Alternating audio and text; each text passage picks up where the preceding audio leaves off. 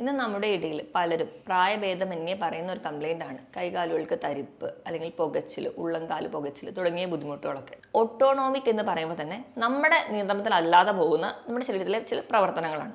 ഇപ്പോൾ ഉദാഹരണം നോക്കുകയാണെങ്കിൽ ഹാർട്ട് ബീറ്റ് ചെയ്യുന്നത്, നമ്മൾ ശ്വസിക്കുന്നത്, നമ്മൾ കഴിക്കുന്ന ഭക്ഷണം ദഹിക്കുന്നത്. ഇപ്പം ഒരുപാട് വീഡിയോസിലൂടെ തന്നെ എങ്ങനെ കൊളസ്ട്രോൾ നിയന്ത്രിക്കാം അല്ലെങ്കിൽ എങ്ങനെ പ്രമേഹം നിയന്ത്രിക്കാം എന്നൊക്കെ നമ്മൾ കണ്ടിട്ടുണ്ട്. വീണ്ടും അത് ഞാൻ റിപ്പീറ്റ് ചെയ്യുന്നില്ല. അപ്പം അതിനോടൊപ്പം തന്നെ അല്ലെങ്കിൽ നമ്മൾ അന്നജം കുറയ്ക്കുന്നതിനോടൊപ്പം അല്ലെങ്കിൽ മധുരം കുറയ്ക്കുന്നതിനോടൊപ്പം തന്നെ നമ്മൾ ഒഴിവാക്കേണ്ട ഏറ്റവും പ്രധാനപ്പെട്ട ഭക്ഷണം എന്ന് പറയുന്നത് നമ്മുടെ ഫാറ്റി ഫുഡ് അല്ലെങ്കിൽ ഒരുപാട് ജങ്ക് ഫുഡ് കഴിക്കുന്നവരാണെങ്കിൽ അതൊന്ന് കൺട്രോൾ ചെയ്യാം. രാവിലത്തെയും വൈകിട്ടത്തെയൊക്കെ വെയിൽ പറ്റുന്ന പോലെ കൊള്ളുക, നമ്മുടെ സ്കിന്നിൽ വീഴത്തക്ക രീതിയിൽ, എങ്കിൽ മാത്രമേ ഒരു വൈറ്റമിൻ ഡി നമുക്ക് കിട്ടുള്ളൂ. എന്നാൽ മാത്രമേ നമുക്ക് ഇതുമൂലം ഉണ്ടാകുന്ന ഡെഫിഷ്യൻസിയാണ് നിങ്ങൾക്ക് ന്യൂറോപ്പതി ഉണ്ടാക്കുന്നതെങ്കിൽ അത് മാറ്റാൻ പറ്റുള്ളൂ. ഇങ്ങനെയൊക്കെ ചെയ്തു കഴിഞ്ഞാൽ ഒരു പരിധി വരെ നമുക്ക് കാലുകളിലെ തരിപ്പ്, പുകച്ചിൽ, മരവിപ്പ് പോലെയുള്ള ബുദ്ധിമുട്ടുകൾ മാറുന്നതായിട്ട് കാണാം. ഹായ്, ഞാൻ ഡോക്ടർ പ്രിയ, QNB ഹെൽത്ത് കെയറിലെ ഹോമിയോപ്പതിക് ഫിസിഷ്യനാണ്. ഇന്ന് നമ്മുടെ ഇടയിൽ പലരും പ്രായഭേദമന്യേ പറയുന്ന ഒരു കംപ്ലൈൻ്റ് ആണ് കൈകാലുകൾക്ക് തരിപ്പ് അല്ലെങ്കിൽ പുകച്ചിൽ, ഉള്ളംകാല് പുകച്ചിൽ തുടങ്ങിയ ബുദ്ധിമുട്ടുകളൊക്കെ. ഒരു കാലഘട്ടം വരെ ഇത് പ്രായമായവരിൽ മാത്രമായിരുന്നു കണ്ടുവരുന്നത്. പക്ഷേ ഇന്ന് പല ജീവിതശൈലി രോഗങ്ങളും ഇങ്ങനെ മുളച്ച് വരുന്നത് കൊണ്ടാവണം ഇന്ന് പല പ്രായക്കാരിലും ഇത് കോമൺ കണ്ടീഷനായി മാറിയിട്ടുണ്ട്. എന്തുകൊണ്ടാണ് ഈ കൈകാലുകൾക്ക് തരിപ്പ് അല്ലെങ്കിൽ മരവിപ്പ് പോലെയുള്ള ബുദ്ധിമുട്ടുകൾ ഉണ്ടാവുന്നത് നമുക്ക് നോക്കാം. അതിന് പ്രധാന കാരണം എന്ന് പറഞ്ഞിട്ടുണ്ടെങ്കിൽ നമുക്ക് ഈ തരിപ്പോ അല്ലെങ്കിൽ പുകച്ചിലോ അല്ലെങ്കിൽ വിറയൽ പോലുള്ള ബുദ്ധിമുട്ടുകളൊക്കെ ഉണ്ടാവണമെങ്കിൽ പ്രധാനമായും നമ്മുടെ ശരീരത്തിലെ നാഡികളെ ബാധിക്കുന്നത് കൊണ്ടാണ്. ഇന്ന് ഈ വീഡിയോയിലൂടെ നമുക്ക് നാഡികളെ ബാധിക്കുന്ന രോഗങ്ങളും അല്ലെങ്കിൽ ന്യൂറോപ്പതിയുടെ ചെറിയൊരു അവലോകനങ്ങൾ നമുക്ക് നടത്താം. എന്താണ് ന്യൂറോപ്പതി എന്ന് നമുക്ക് നോക്കാം. ന്യൂറോപ്പതി എന്ന് പറയുമ്പോൾ പ്രധാനമായും നമ്മുടെ ശരീരത്തിലുള്ള നാഡികളെ ബാധിക്കുന്ന രോഗങ്ങൾ. നാഡികളെ മാത്രമല്ല, നാഡികൾക്ക് ഒരു ആവരണം പോലെ ചില കോശങ്ങളുണ്ട്, ഗ്ലയൽ സെൽസ് എന്നാണ് അതിനെ പറയുക. അവരെ ബാധിക്കുന്ന രോഗങ്ങളെയും നമുക്ക് ന്യൂറോപ്പതിയിൽ പെടുത്താം. നമ്മുടെ ശരീരത്തിൽ ഏകദേശം 7 ട്രില്യണോളം നാഡികളുണ്ട്. അതായത് പലതരത്തിലുള്ള നാഡികളുണ്ട്. നമ്മുടെ ശരീരത്തിലെ ഓരോ മെസ്സേജുകളും അടുത്തൊരു കോശങ്ങളിലേക്കോ അല്ലെങ്കിൽ മറ്റൊരു അവയവങ്ങളിലേക്കോ പാസ് ചെയ്യുന്നതൊക്കെ ഈ നാഡികളിലൂടെയാണ്. നമ്മുടെ ശരീരത്തിലെ എല്ലാ ഭാഗങ്ങളിലേക്കും ഈ നാഡികൾ സ്പ്രെഡ് ചെയ്തിട്ടുണ്ട്. ഇങ്ങനെ പലതരത്തിലുള്ള ന്യൂറോപ്പതികളാണ് ഇന്ന് നമ്മൾ കാണുന്നത്. അത് നമുക്ക് പല കാരണങ്ങൾ കൊണ്ടുണ്ടാവുന്നുണ്ട്. ആദ്യം നമുക്ക് എന്തൊക്കെ കാരണങ്ങൾ കൊണ്ടാണ് പ്രധാനമായും ന്യൂറോപ്പതി ഉണ്ടാവുന്നത് നോക്കാം. ഒരു പരിധി വരെ പ്രായമാകുമ്പോൾ നമുക്കറിയാം നമ്മുടെ കോശങ്ങളും നമ്മുടെ ശരീരത്തിലെ പല അവയവങ്ങളും അല്ലെങ്കിൽ നമ്മുടെ ശരീരത്തിലെ നാഡികളും ഒക്കെ ഒരു വെയർ ആൻഡ് ടിയർ, അതായത് തേയ്മാനവും അതുകൊണ്ടുണ്ടാകുന്ന പല ഡീജനറേഷൻസും കാണാറുണ്ട്. അതിൻ്റെ ഭാഗമായിട്ട് ഒരു പരിധി വരെ നാഡികൾ സംബന്ധിക്കുന്ന രോഗങ്ങൾ ഉണ്ടാവാറുണ്ട്. ഇത് കൂടാതെ തന്നെ നമ്മുടെ ജീവിതശൈലി രോഗങ്ങളായ പ്രമേഹം അല്ലെങ്കിൽ ഉയർന്ന രക്തസമ്മർദ്ദം അല്ലെങ്കിൽ കൊളസ്ട്രോൾ കൂടി നിൽക്കുന്ന കണ്ടീഷനിലൊക്കെ ആ ഒരു നാഡികളുടെ പ്രവർത്തനം കൃത്യമായി നടക്കാതെ വരുന്നു. അതിൻ്റെ ഭാഗമായിട്ട് നമുക്ക് ഈ തരത്തിൽ തരിപ്പോ മരവിപ്പോ പോലെയുള്ള ബുദ്ധിമുട്ടുകൾ ഉണ്ടാവുന്നത്. ഇത് കൂടാതെ പോഷകാഹാരത്തിൻ്റെ കുറവ് മൂലം പ്രധാനമായിട്ടും നമ്മൾ പറയുകയാണെങ്കിൽ വൈറ്റമിൻ B12 കുറവുണ്ട്, അല്ലെങ്കിൽ വൈറ്റമിൻ D അതുപോലെ തന്നെ വളരെ പ്രധാനപ്പെട്ട ഒന്നാണ്. അവയുടെയൊക്കെ കുറവ് മൂലം നമുക്കിന്ന് ഒരുപാട് പേർക്കും കാലുകൾക്ക് തരിപ്പ് അല്ലെങ്കിൽ ഇങ്ങനെ നാഡി സംബന്ധമായ രോഗങ്ങൾ ഉണ്ടാകുന്നുണ്ട്. ഇത് കൂടാതെ ചില ഇൻഫെക്ഷൻസ്, ഇപ്പോൾ നമുക്കൊരു TB പോലെയുള്ള കണ്ടീഷൻസിലോ അല്ലെങ്കിൽ ക്യാൻസറിൻ്റെ ചില ലുക്കീമിയ, മൈലോമ പോലെയുള്ള കണ്ടീഷൻസിലോ, അതുകൂടാതെ തന്നെ ഇപ്പോൾ നമുക്ക് ഏതെങ്കിലും ഒരു മുറിവോ അല്ലെങ്കിൽ ഒരു ആക്സിഡൻ്റ് ഒക്കെ ഉണ്ടായിട്ട് നമ്മുടെ നാഡികൾക്ക് പെട്ടെന്ന് പൊട്ടിപ്പോവുക അല്ലെങ്കിൽ നാഡികൾക്ക് ക്ഷതം വരിക, ഇങ്ങനത്തെയുള്ള കണ്ടീഷൻസിലൊക്കെ നമുക്ക് നാഡികളെ സംബന്ധിക്കുന്ന രോഗങ്ങൾ കാണാറുണ്ട്. ഏറ്റവും കൂടുതൽ പക്ഷേ നമ്മൾ കാണുന്നത് ഡയബറ്റിക് ന്യൂറോപ്പതിയാണ്, അതായത് പ്രമേഹം അൺകൺട്രോൾഡ് ആയിട്ട് വരുമ്പോൾ ഉണ്ടാകുന്നതാണ്. ഇത് കൂടാതെ തന്നെ ഏതെങ്കിലും ഒരു ഭാഗത്തേക്കുള്ള നാഡികൾ മുറിഞ്ഞു പോവുക അല്ലെങ്കിൽ അവർക്ക് പെട്ടെന്ന് ഉണ്ടാകുന്ന ചില രോഗങ്ങൾ, ചില പനിയോ അല്ലെങ്കിൽ ചില വൈറൽ ഇൻഫെക്ഷൻസ് ഒക്കെ വന്നു കഴിഞ്ഞ് കഴിഞ്ഞാൽ അതിൻ്റെ ഒരു ആഫ്റ്റർ ഇഫക്ട്സ് ആയിട്ടും നമുക്ക് ഇങ്ങനെ ന്യൂറോപ്പതി കാണിക്കാറുണ്ട്. ഇത് കൂടാതെ തന്നെ മദ്യപാനം, പുകവലി പോലെയുള്ള ശീലങ്ങളുണ്ടെങ്കിൽ നമുക്കറിയാം കൃത്യമായിട്ട് നമ്മുടെ കോശങ്ങൾക്കോ അല്ലെങ്കിൽ നാഡികൾക്കോ പ്രവർത്തിക്കാൻ പറ്റില്ല. കാരണം ഇവയിലുണ്ടാകുന്ന ഈ ടോക്സിക് മെറ്റീരിയൽസ് കൃത്യമായിട്ട് അവരുടെ പ്രവർത്തനം നടത്താൻ സമ്മതിക്കില്ല. അതിൻ്റെ ഭാഗമായിട്ട് നമുക്ക് കാലുകൾക്ക് തരിപ്പ്, മരവിപ്പ് അല്ലെങ്കിൽ ഇങ്ങനെ പലതരത്തിലുള്ള ന്യൂറോപ്പതിയുടെ ലക്ഷണങ്ങൾ കാണിക്കാറുണ്ട്. ഇതിനോടൊപ്പം തന്നെ ചില വാദസംബന്ധമായ രോഗങ്ങൾ, ഇപ്പം ആമവാദം പോലെയുള്ള അല്ലെ SLE പോലെയുള്ള കണ്ടീഷൻ ഉള്ളവർക്ക് ചില മരുന്നുകൾ കണ്ടിന്യൂസ് ആയിട്ട് ഉപയോഗിക്കുന്നതിൻ്റെ ഒരു സൈഡ് എഫക്റ്റ് ആയിട്ട് ഇവയിൽ ഒക്കെ ഈ ഒരു നാഡികളുടെ രോഗങ്ങൾ ഉണ്ടാവുന്നതായിട്ട് നമുക്ക് കാണാം. പ്രധാനമായിട്ടും ഈ ഒരു ന്യൂറോപ്പതിയെ നമ്മൾ 4 ആയിട്ടാണ് ഡിവൈഡ് ചെയ്തിരിക്കുന്നത്. 4 ഏതൊക്കെയാണെന്ന് നോക്കിക്കഴിഞ്ഞാൽ peripheral neuropathy, autonomic neuropathy, focal neuropathy and cranial neuropathy. ആദ്യം നമുക്ക് പെരിഫറൽ ന്യൂറോപ്പതി എന്താണെന്ന് നോക്കാം. പെരിഫറൽ ന്യൂറോപ്പതി എന്ന് പറയുമ്പോൾ നമുക്കറിയാം നമ്മുടെ ഒരു നാഡീ വ്യവസ്ഥ എന്ന് പറയുമ്പോൾ നമ്മുടെ തലച്ചോറിൽ നിന്ന് ഉണ്ടാവുന്ന ഒരുപാട് ചെറിയ ചെറിയ നാഡികൾ ഉണ്ടാവാം. അതിൽ നിന്ന് താഴേക്ക് വരുമ്പോൾ നമ്മുടെ തലച്ചോറിൻ്റെ താഴേക്ക് കണ്ടിന്യൂ ചെയ്തുമ്പോൾ സുഷുമ്ന നാഡി ഉണ്ട്. അത് നമ്മുടെ കശേരുകളുടെ ഇടയിലൂടെ ഇങ്ങനെ പാസ് ചെയ്ത് നമ്മുടെ ശരീരത്തിൻ്റെ മറ്റ് പല അവയവങ്ങളിലേക്കും നമ്മുടെ ശരീരത്തിൻ്റെ വിരൽ തുമ്പിലേക്കും കാലിൻ്റെ തുമ്പിലേക്ക് വരെ സ്പ്രെഡ് ചെയ്ത് പോകുന്നുണ്ട്. അപ്പോൾ ഈ സുഷുമ്ന നാഡിയിലേക്ക് വരുന്ന ഈ ഒറിജിൻ ചെയ്യുന്ന ഈ ഒരു ബ്രാഞ്ച് അല്ലെങ്കിൽ ഈ ഒരു കൂട്ടമാണ് പെരിഫറൽ നെർവ്സ് എന്ന് പറയും. ഇവയ്ക്ക് എന്തെങ്കിലും ഒരു രോഗം സംബന്ധിച്ചാൽ അത് നമുക്ക് നാഡികൾ കശേരികൾക്കോ അല്ലെങ്കിൽ നമ്മുടെ ഡിസ്കുകൾക്ക് കംപ്ലയിൻറ്റ്സ് ആയാലാവാം, അല്ലെങ്കിൽ ഈ നാഡികൾക്ക് തന്നെ എന്തെങ്കിലും പ്രശ്നങ്ങൾ വന്നാലോ, അല്ലെങ്കിൽ നമുക്കറിയാം ഈ വെർട്ടിബ്രൽ കംപ്രഷൻ കൊണ്ടോ അങ്ങനത്തെ പല കണ്ടീഷൻസ് കൊണ്ട് ഉണ്ടാവുന്ന ഒരു ഗ്രൂപ്പ് ഓഫ് ന്യൂറോപ്പതിക്കൽ കണ്ടീഷൻസ് ആണ് പെരിഫറൽ ന്യൂറോപ്പതി എന്ന് പറയുക. ഈ പെരിഫറൽ ന്യൂറോപ്പതി എന്ന് പറയുമ്പോൾ നമ്മൾ ഒരുപാട് കേസിലും കാണുന്നൊരു സിംറ്റംസ് ഒക്കെയാണ് ഇവരും പ്രസൻറ്റ് ചെയ്യുക. തുടക്കം എപ്പോഴും മിക്കവാറും കേസിലും കാലിലായിരിക്കും. കാലിൽ അവർ പറയാറുണ്ട് കാലിൽ തരിപ്പുണ്ട്, പെരുപ്പുണ്ട്, പുകച്ചിൽ അനുഭവപ്പെടുന്നു, ഉള്ളം കാലിന് പുകച്ചിൽ, ഒരു പല രീതിയിലുള്ള സെൻസേഷൻ. ഇത് നമ്മൾ ആ ഒരു ആദ്യത്തെ സ്റ്റേജിൽ തരിപ്പോ പെരുപ്പോ ഒന്നും വലിയ കാര്യമാക്കി എടുക്കില്ല. അപ്പോൾ അത് ഡെവലപ്പ് ചെയ്ത് പോകുമ്പോൾ അവർ പറയുന്ന ഒരുപാട് ബുദ്ധിമുട്ടുകൾ നമ്മൾ എപ്പോഴും കേൾക്കുന്നതാണ്.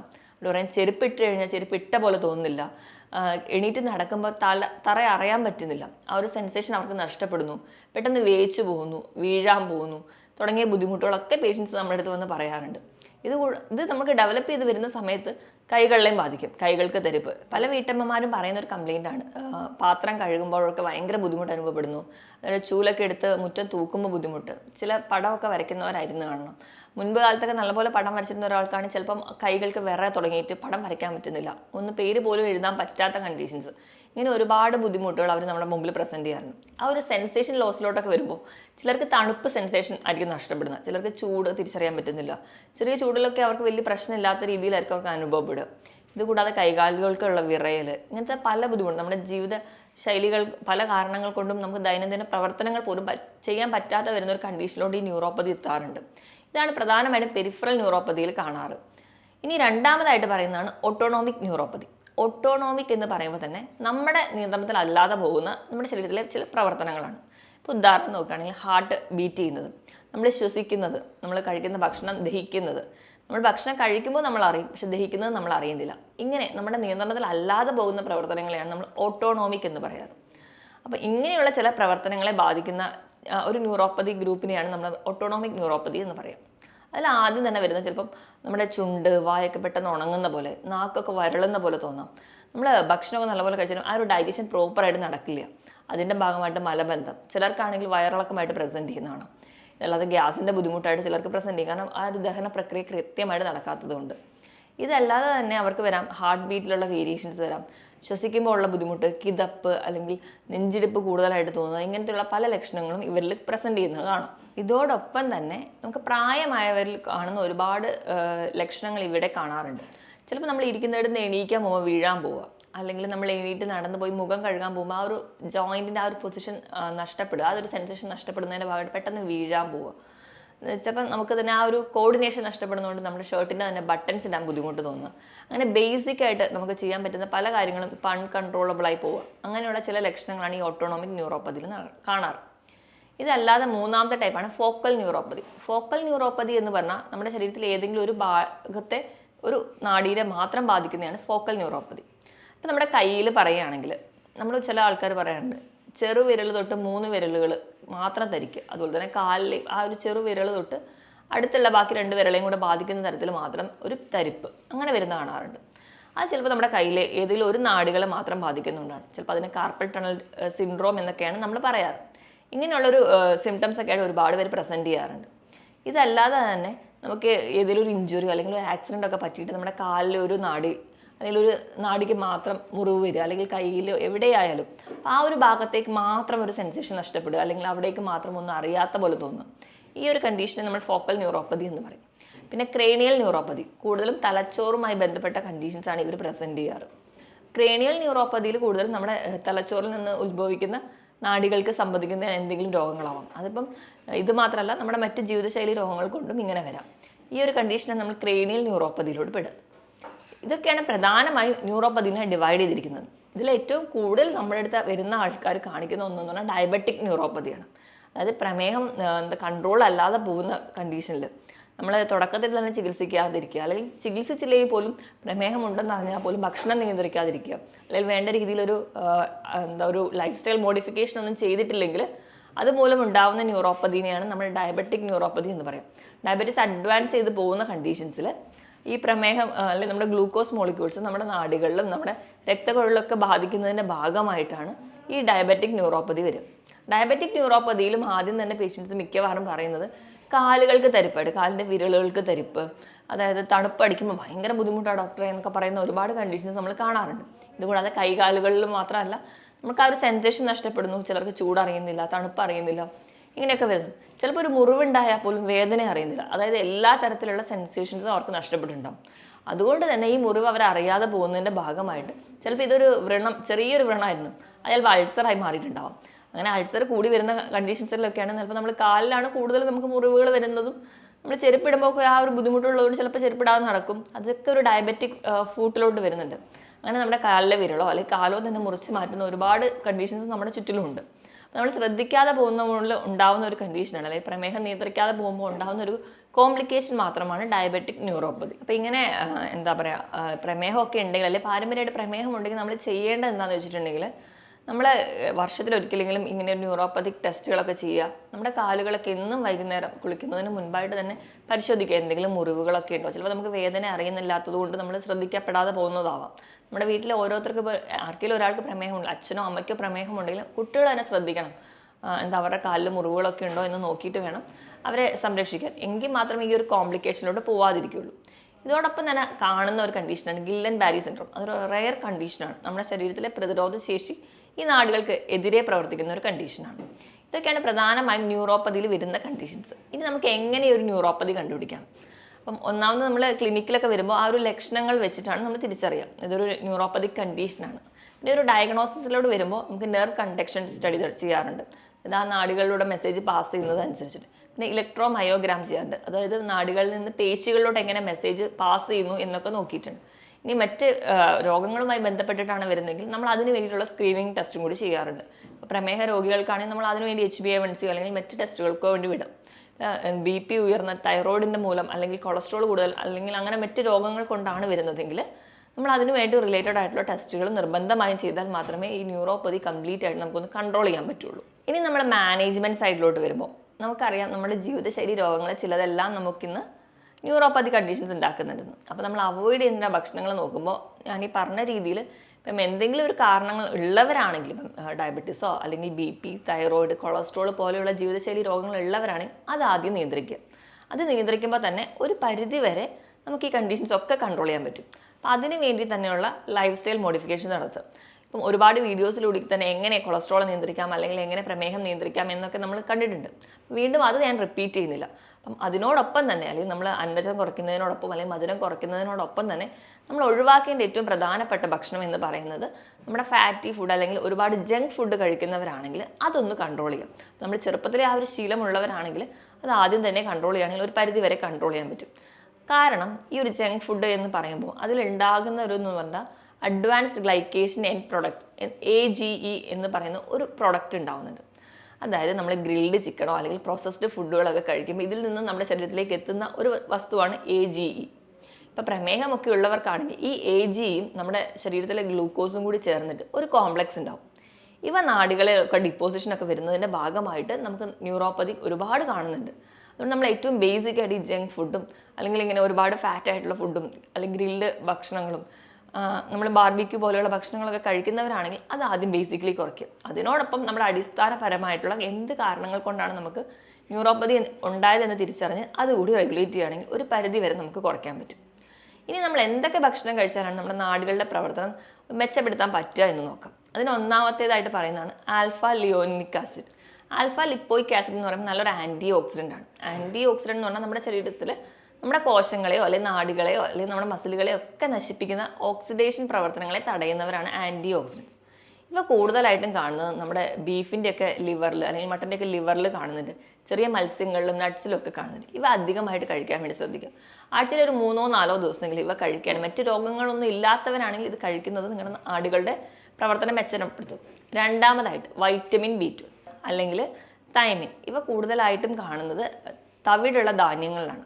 അതോടൊപ്പം തന്നെ നമ്മൾ ഇലക്കറികളൊക്കെ കഴിക്കുക, നല്ലപോലെ മുട്ടയൊക്കെ കഴിക്കുക. ഇവ സ്ഥിരമായി കഴിക്കുകയാണെങ്കിൽ നമുക്കൊരു പരിധി വരെ, അതായത് ഇപ്പം കറുത്ത ഒരു തരത്തിലുള്ള വലിയ പയർ വർഗ്ഗങ്ങളൊക്കെ ഉണ്ട്, അവയിലൊക്കെ ഈ വൈറ്റമിൻ B1 ധാരാളമായിട്ടുണ്ട്. വൈറ്റമിൻ B1ൻ്റെ ഒരു അഭാവം കൊണ്ടുണ്ടാകുന്ന ന്യൂറോപ്പതി ആണെങ്കിൽ അത് നമ്മൾ ഇത് കഴിക്കുന്നതിലൂടെ മാറുന്നതാണ്. മൂന്നാമതായിട്ട് നമ്മൾ കഴിക്കുന്നത് കോഡ് ലിവർ ഓയിൽ. അപ്പോൾ നമ്മൾ ഈ കോഡ് ലിവർ ഓയിൽ കൂടുതലായിട്ടുള്ളത് നമുക്കറിയാം ചെറിയ മത്സ്യങ്ങളിലാണ്. ഒമേഗ 3 ഫാറ്റി ആസിഡ്സ് പോലെയുള്ള മത്സ്യങ്ങൾ, അതായത് മത്തി, നെത്തോലി, അയല പോലെയുള്ള മത്സ്യങ്ങളുണ്ട്. അപ്പം മീൻ കഴിക്കാത്തവരാണെങ്കിൽ നിങ്ങൾക്ക് ഫിഷ് കോഡ് ലിവർ ഓയിലായിട്ട് വാങ്ങിച്ച് കഴിക്കാം. ഇതൊക്കെ കഴിക്കുകയാണെങ്കിലും ഒരു പരിധി വരെ നമ്മുടെ നെർവിൻ്റെ ആരോഗ്യം നമുക്ക് മെച്ചപ്പെടുത്താൻ പറ്റും. ഇനി നാലാമതായിട്ട് നമുക്ക് നമ്മുടെ ശരീരത്തിൽ നല്ലൊരു ആൻറ്റി ഓക്സിഡൻസ് അല്ലെങ്കിൽ ആൻറ്റി ഇൻഫ്ലമേറ്ററി ആണ് കുർക്കുർമിൻ, നമ്മളെ മഞ്ഞളിലുള്ള വസ്തു. അപ്പോൾ നമ്മൾ കഴിക്കുന്ന ഭക്ഷണത്തിലൊക്കെ ഒരു തരി മഞ്ഞൾ ചേർക്കുകയാണെങ്കിൽ, ഇപ്പോൾ നമ്മൾ ഭക്ഷണത്തിലൂടെ മഞ്ഞൾ ചേർക്കുന്ന പോലെ നമുക്ക് നെല്ലിക്കയൊക്കെ അടിച്ച് ജ്യൂസായിട്ട് എടുക്കുമ്പോൾ അതിലൊരു നുള്ളു മഞ്ഞളൊക്കെ ഇട്ട് കഴിക്കുക, പാലിൽ ചിലരാണെങ്കിൽ മഞ്ഞളിട്ട് കഴിക്കുക. ഇവയൊക്കെ ചെല്ലുമ്പോൾ നമ്മുടെ ശരീരത്തിലെ അല്ലെങ്കിൽ നമ്മുടെ നാടുകളിലെയും കോശങ്ങളിലൊക്കെ ഉണ്ടാകുന്ന നീർക്കെട്ട് മാറുന്നതായിട്ട് കാണാം. കുർക്കുർമിൻ നല്ലൊരു ഓപ്ഷനാണ്. അടുത്തതായിട്ട് സിങ്ക് സ്ഥിരമായിട്ട് കഴിക്കണമെങ്കിൽ അതും നമുക്ക് നാടുകളുടെ പ്രവർത്തനം മെച്ചപ്പെടുത്തും. അതിനായിട്ട് നിങ്ങൾ ചെറിയ മത്സ്യങ്ങൾ കഴിക്കുക, ഷെല്ലുള്ള മത്സ്യങ്ങൾ, അതായത് ഞണ്ട്, കൊഞ്ച്, കക്ക പോലുള്ള മത്സ്യങ്ങളൊക്കെ സ്ഥിരമായിട്ട് കഴിക്കുക, ബീഫ് കഴിക്കുക. ഇവയൊക്കെ കഴിക്കുന്നത് വഴി നമുക്ക് സിങ്കിൻ്റെ പ്രൊഡക്ഷൻ കൂട്ടുന്നതായിട്ട് കാണാം. പിന്നെ വൈറ്റമിൻ B12 ധാരാളമായിട്ടും ഇലക്കറികളിലാണ്. ഇവയും സ്ഥിരമായിട്ട് കഴിക്കുകയാണെങ്കിൽ നമുക്കൊരു പരിധിവരെ ഈ ന്യൂറോപ്പതി റിലേറ്റഡ് ആയിട്ടുള്ള കംപ്ലയിൻറ്റ്സ്, കാലിൽ തരിപ്പ്, പെരുപ്പ് പോലുള്ള ബുദ്ധിമുട്ടുകൾ മാറാൻ പറ്റും. ഇനി നമുക്ക് വീട്ടിൽ തന്നെ ചെയ്യാവുന്ന ചെറിയ ഒരു ടിപ്സായിട്ട് നമുക്ക് പറയാവുന്ന ഒന്നാണ് ഈ നാടുകളിലേക്കുള്ള ഒരു സ്റ്റിമുലസ് അല്ലെങ്കിൽ ഒരു സെൻസേഷൻ കൂട്ടാൻ വേണ്ടിയിട്ട് നമ്മൾ വൈകിട്ടൊക്കെ ആകുമ്പോൾ വീട്ടിൽ നിന്ന് ഒരു പാത്രത്തിൽ ഒരു ചെറു ചൂടുവെള്ളവും ഒരു പാത്രത്തിൽ തണുത്ത വെള്ളം എടുത്ത് വെക്കുക. തണുത്ത വെള്ളം എന്ന് പറയുമ്പോൾ നോർമൽ വാട്ടർ. കാൽ രണ്ടിലും മാറി മാറി മുക്കുക. ഒരു 5 സെക്കൻഡ് നമ്മൾ തണുത്ത വെള്ളത്തിൽ മുക്കുകയാണെങ്കിൽ അടുത്തതായിട്ട് ചൂടുവെള്ളത്തിൽ മുക്കുക. അങ്ങനെ കാല് മാറി മാറി മുക്കുമ്പോൾ ആ ഒരു സെൻസേഷൻ അല്ലെങ്കിൽ ആ ഒരു സ്റ്റിമുലസ് നമുക്ക് കൂട്ടാൻ പറ്റും. ഇതുപോലെ തന്നെ കാലിനിടയ്ക്കിടയ്ക്ക് നല്ല മസാജ് ചെയ്ത് കൊടുക്കുക, നല്ല രീതിയിലുള്ള വ്യായാമം കൊടുക്കുക. അതുപോലെ തന്നെ പ്രധാനമാണ് നമ്മുടെ കാലിലെ വണ്ണയ്ക്കുള്ള മസിൽസ്, അതായത് കാഫ് മസിൽസ്, നമ്മുടെ തൈസിലുള്ള മസിൽസിനൊക്കെ കുറച്ചുകൂടി സ്ട്രോങ് ആക്കുക. ഇതൊക്കെ നമ്മൾ ഒരു ചെറുപ്പം തൊട്ടേ തുടങ്ങുകയാണെങ്കിൽ നമുക്ക് നമ്മുടെ മസിൽസിന് ആ ഒരു പ്രോപ്പർ കൺട്രാക്ഷനും റിലാക്സേഷനും ഒക്കെ നടക്കും. അപ്പോൾ നമ്മുടെ ബ്ലഡ് സപ്ലൈ, നെർവ് സപ്ലൈ ഒക്കെ കൃത്യമായിട്ട് നടക്കുന്നതായിട്ട് കാണാം. അതിന് വേണ്ടിയിട്ട് നമുക്ക് കാലിൻ്റെ വിരലിൽ കുത്തി പൊങ്ങിയിട്ട് താഴുക, പൊങ്ങുക എന്ന് ഇതൊരു റിപ്പീറ്റായിട്ട് ചെയ്യാം. അതുപോലെ തന്നെ സിറ്റപ്സ് ചെയ്യുക. അപ്പോൾ നമ്മുടെ തൈസിലെ മസിൽസൊക്കെ കുറച്ചുകൂടി സ്ട്രോങ് ആകും. അതുവഴിയൊക്കെ ഒരു പരിധി വരെ നമുക്ക് ന്യൂറോപ്പതി വരാതെ തടയുന്നത് നമുക്ക് സഹായിക്കും. അതുപോലെ നല്ലപോലെ വെയിൽ കൊള്ളുക. വൈറ്റമിൻ D ഡെഫിഷ്യൻസി ഒക്കെ ഉണ്ടെങ്കിൽ അത് മാറാൻ വേണ്ടിയിട്ട് നല്ലപോലെ വെയിൽ കൊള്ളുക എന്ന് പറയുമ്പോൾ ഒരു 5 മിനിറ്റോ 10 മിനിറ്റോ ആയാലും മതി. രാവിലത്തെയും വൈകിട്ടത്തെയും ഒക്കെ വെയിൽ പറ്റുന്ന പോലെ കൊള്ളുക, നമ്മുടെ സ്കിന്നിൽ വീഴത്തക്ക രീതിയിൽ. എങ്കിൽ മാത്രമേ ഒരു വൈറ്റമിൻ D നമുക്ക് കിട്ടുള്ളൂ. എന്നാൽ മാത്രമേ നമുക്ക് ഇത് മൂലമുണ്ടാകുന്ന ഡെഫിഷ്യൻസിയാണ് നിങ്ങൾക്ക് ന്യൂറോപ്പതി ഉണ്ടാക്കുന്നതെങ്കിൽ അത് മാറ്റാൻ പറ്റുള്ളൂ. ഇങ്ങനെയൊക്കെ ചെയ്തു കഴിഞ്ഞാൽ ഒരു പരിധി വരെ നമുക്ക് കാലുകളിലെ തരിപ്പ്, പുകച്ചിൽ, മരവിപ്പ് പോലെയുള്ള ബുദ്ധിമുട്ടുകൾ മാറുന്നതായിട്ട് കാണാം. മറ്റൊരു ഹെൽത്ത് ടോപ്പിക്കുമായിട്ട് വീണ്ടും കാണുന്നത് വരെ നന്ദി.